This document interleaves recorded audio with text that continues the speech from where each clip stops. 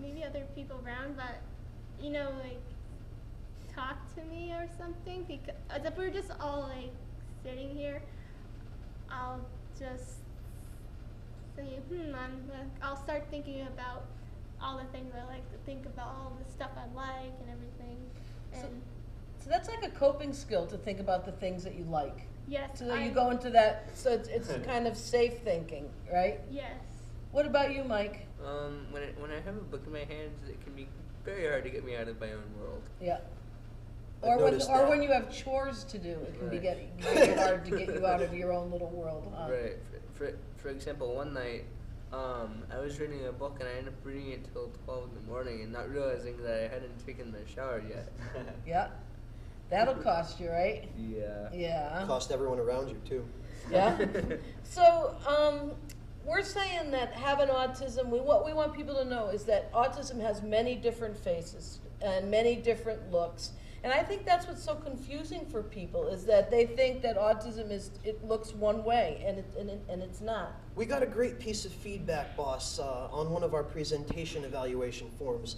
And it said, it was a very kind gentleman who was very insightful. He said in his feedback that it was his first time learning that autism doesn't just mean the same manifestations of thought patterns, and that he was amazed to learn that people on the autism spectrum don't all think the same way and look the same way and aren't all just completely incapable of socializing and relating. And our viewers out there at home, you've seen over the past 20-ish minutes how we all relate to each other and are capable of laughing and joking with each other, and really it's like living proof that there are as many different kinds of people with autism as there are people with autism.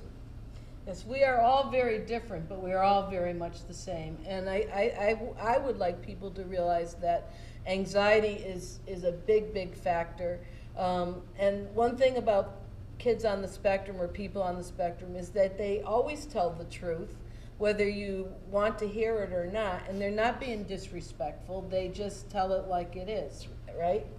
Makes for some funny moments. It does make for some funny moments, like when one of our kids told his gym teacher that the teacher gave him some feedback, and he said to the teacher, well, I could tell you that you're fat. And the teacher did not like that at all. So, but he was just upset that the teacher didn't like what he was doing in the gym class. So they'll say, I don't want to work with you because you have coffee breath or something like that. But you guys aren't being rude, are you? No. Not intentionally. Not intentionally. So sometimes people do think you are rude, though, right? And Often. sometimes the word arrogant has been used. And why do you think that is, Lucas? Or worse words, unfortunately, in some cases. But we often are misunderstood as being manipulative or arrogant because we are often very intelligent, but what we're capable of putting forth on any given day may not be the same level of what we're capable of putting forth on the next day or the previous day. So people have generally the same expectations of us all the time without allowing for flexibility. So often we get things like, well, you could do this yesterday, what's the big problem today? You must just be trying to get out of it, you must be being manipulative, you're just copying an attitude with me. People who are working with us often make it more about themselves or about... Well, I think it's a lack of understanding, and that's one of the things that we're trying to show, is that there are many faces, and to please try and understand us as a group and take the time, because autism is a relationship disorder, and the more relationships that these guys can have, and the more that you feel that people like you and care about you, then the better off it is for you guys, right? Absolutely. What else would anybody like to say about what it's like to be on the spectrum? Is it a challenge? Is it fun? Mike? It's not just a four-way street. It's got many more ways that you can go down. Yeah. Some paths can be creepy and dark, like mine was when I was younger, but... Yep. Yeah. So, but now life is looking up for you. Yep. Right. I'm currently an intern at the Canton House Group Home, which is one of the things Donna has incorporated with Focus. Yep. And basically, like, if you don't understand your autism, you're not going to really get far with it. Yep. you had to be one with yourself and with the autism, basically, That's right. so to speak. So that's a very good point. Be one with yourself and one with autism. Ben, this was your very first, episode here. Yeah. And what? Anything else you want them to know about what it's like to have autism, or what it's like to know? Brief, something short. Anything that you want them to know? Yeah. What? Like if I'm if I'm gonna be on the autism spectrum for when Mom picks me up, Mom is a very good mom to me, and she loves to be with me. And what it's like to have autism is I like to be creative, and I like to be a young man or a boy, and I like to create animals and draw pictures. And Mom was wondering if she needed to come today, and what did you tell her?